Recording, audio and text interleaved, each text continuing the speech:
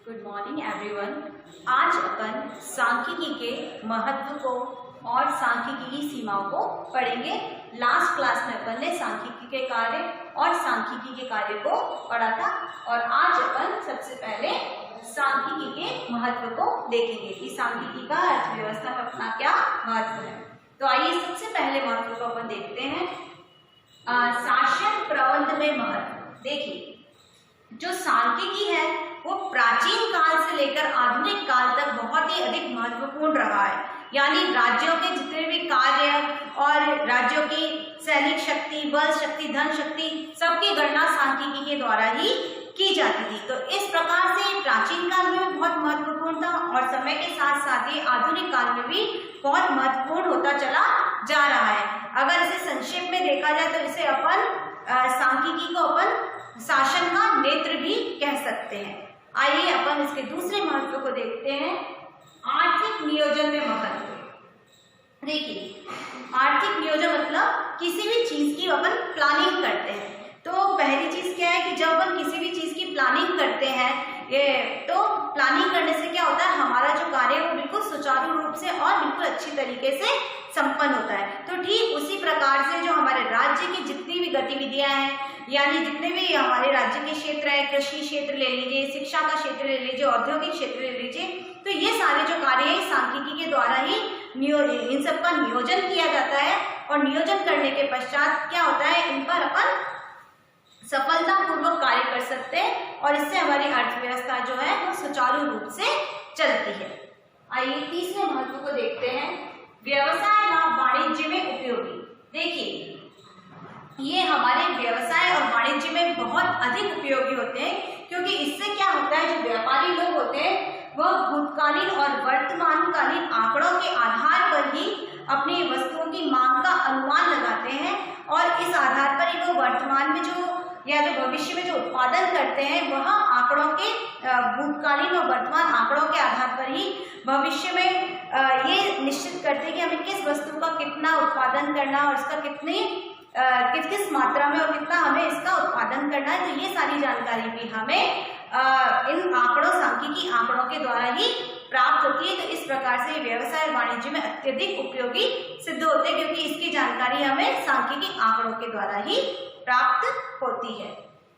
Fourth, अर्थशास्त्र में महत्व। देखिए, जो अर्थशास्त्री होता है वह अपने हर तरीके के जो अर्थव्यवस्था से संबंधित हर तरीके के जो निष्कर्ष होते हैं वो इसके द्वारा ही निकालता है। तो जो अर्थशास्त्री होता है वह सकल उत्पादन, उपभोग, उत्पादन आदि के अंतर्गत जो परिवर्तन होते हैं उन परिवर्तनों को सांख्यिकी के द्वारा ही मापता है और जो एक सांख्यिक होगा वो पूरे कार्य अपने सांख्यिकी विधियों के द्वारा ही संपन्न करता है। इसलिए इस कारण भी इसका अर्थशास्त्र में बहुत अधिक महत्व देखा जाता है। चलिए अब अपन सांख्यिकी की सीमाओं को पढ़ेंगे।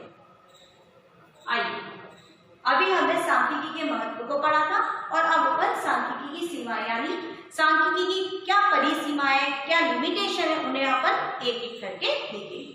तो आइए सबसे पहले अपन देखते हैं, सांख्यिकी केवल संख्यात्मक तथ्यों का अध्ययन करती है, गुणात्मक तथ्यों का नहीं। देखिए, संख्यात्मक तथ्य और गुणात्मक तथ्य क्या होते हैं, पहले तो आपको ये बता देती हूँ।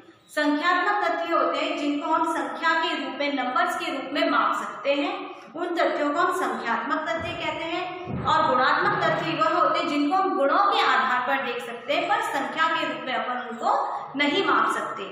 जैसे मैं आपको बताऊं, संख्यात्मक तथ्य जैसे आयु, उत्पादन, मूल्य, ये जो तथ्य है ये हमारे संख्यात्मक तथ्य है। तो ये इनकी तो गणना करता है कौन, सांख्यिकी। पर जैसे हमारे गुणात्मक तत्व है, जैसे हमारी सुंदरता, स्वास्थ्य, बौद्धिक स्तर, तो इस प्रकार के जो तथ्य होते हैं ये इसकी गणना नहीं कर सकता, क्योंकि इसकी गणना हम नंबरों के द्वारा नहीं कर सकते, संख्याओं के द्वारा नहीं कर सकते। ये एक गुणात्मक पहलू है, तो इसको हम गुणों के आधार पर ही देख सकते हैं। तो इस प्रकार हम ये कह सकते हैं कि ये केवल संख्यात्मक तथ्यों का अध्ययन करता है और गुणात्मक तथ्यों का नहीं। सेकेंड जो इसकी सीमा है वो देखिए, सांख्यिकी समूह का अध्ययन करती है, व्यक्तिगत इकाइयों को महत्व नहीं देती। देखिए, जो सांख्यिकी होती है वो क्या होता है, वो सिंगल जो नंबर होते हैं, सिंगल एक संख्या है या जो व्यक्तिगत इकाइयां ये उसकी गणना नहीं करती है। ये गणना कब करती है? जब वो बहुत सारे समूह में एक साथ इकट्ठी होती है, तभी हम सांख्यिकी विधियों का प्रयोग कर सकते हैं। तो इस प्रकार से ये समूहों का अध्ययन करती है, व्यक्तिगत इकाइयों का अध्ययन करने में सक्षम नहीं होती। थर्ड, सांख्यिकी के निष्कर्ष भ्रामक हो सकते हैं यदि उनका विश्लेषण बिना संदर्भ के किया जाए। देखिए, जब हम सांख्यिकी का प्रयोग कर रहे हैं तो उसके लिए हमें कोई ना कोई संदर्भ या कोई ना कोई उद्देश्य होना जरूरी है। अगर बिना उद्देश्य के या बिना किसी संदर्भ के हम सांख्यिकी का प्रयोग करेंगे तो उससे जो निकलने वाले जो परिणाम है, निष्कर्ष हो, बिल्कुल भ्रमपूर्ण एवं गलत सिद्ध होंगे। तो इसलिए जब भी हम कोई सांख्यिकी रीति का प्रयोग करते हैं तो सर्वप्रथम उसके उद्देश्य को निश्चित करते हैं, उसी के आधार पर हम उसकी अन्य क्रियाओं का प्रयोग करते हैं। तो बिना उद्देश्य के अगर हम बिना संदर्भ के अगर हम कोई निष्कर्ष निकालते हैं तो 100% आपके भ्रमपूर्ण एवं गलत सिद्ध होंगे।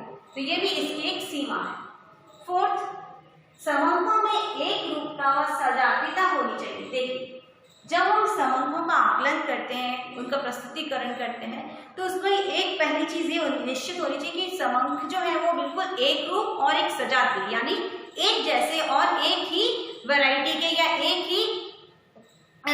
एक ही प्रजाति से रिलेटेड होने चाहिए। देखिए, जैसे अगर मैं कृषि की बात करती हूँ तो मैं कृषि से ही दूसरे देश को भी, यहाँ अगर मैं आर्थिक स्थिति के बारे में पता लगाऊंगी तो सबसे पहले मैं दोनों देशों की कृषि स्थिति को देखूंगी। अगर मैं औद्योगिक क्षेत्र को देखती हूँ तो मैं दोनों ही देशों के औद्योगिक क्षेत्र को देखूंगी। तो इस प्रकार से जो हमारे समूह को बिल्कुल समान और एक जाति होनी चाहिए, तभी हम ठीक प्रकार से उनकी तुलना कर सकते हैं, उनमें डिफरेंस कर सकते हैं। नेक्स्ट, सांख्यिकी का उचित प्रयोग केवल विशेषज्ञ ही कर सकते हैं। देखिए, सबसे बड़ी जो इसकी लिमिटेशन है या सीमा है वह क्या है? सांख्यिकी विधियों का जो प्रयोग है वह कौन करेगा? सांख्यिकी विधियों का जो प्रयोग है वो एक सांख्यिक ही कर सकता है। अगर अपन किसी अन्य या साधारण व्यक्ति को सांख्यिकी का प्रयोग करने को कह दें तो बहुत ही गलत और भ्रमपूर्ण निष्कर्ष निकालेगा। तो इसी प्रकार से जो सांख्यिकी का प्रयोग है वो एक सांख्यिकी के द्वारा ही किया जाना चाहिए, क्योंकि उसे गणितीय विधियों का संपूर्ण ज्ञान होता है। बाकी का अपन नेक्स्ट क्लास में पढ़ेंगे। Thank you.